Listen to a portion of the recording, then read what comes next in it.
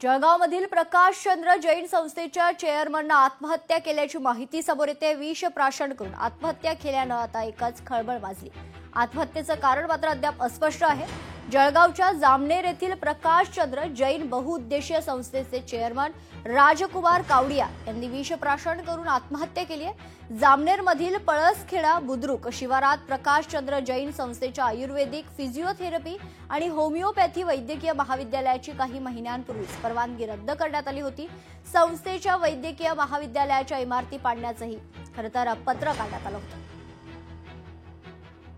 विष घेतलं हे वाटत होतं। त्यांना विचारलं असतं ते बोलले की बाबा मी विष घेतलेला पण मी कोणाला काही सांगणार नाही, पण त्याच्याबद्दल काही आपण कॉमेंट करू शकत नाही, कारण ऑलरेडी विषाच्या असरखालीच ते होते। त्याच्यानंतर ट्रीटमेंट चालू केली, पण नंतर मग बीपी डाऊन झालं, श्वासोच्छ्वास घेता येत नव्हता, व्हेंटिलेटर लावलं, नंतर सीपीआर चालू करावं लागलं। जवळपास 2 तासापर्यंत प्रयत्न केले। अंदाजे 8:57च्या आसपास हृदय बंद पडलं आणि एवढे प्रयत्न करून त्याला वाचू शकले।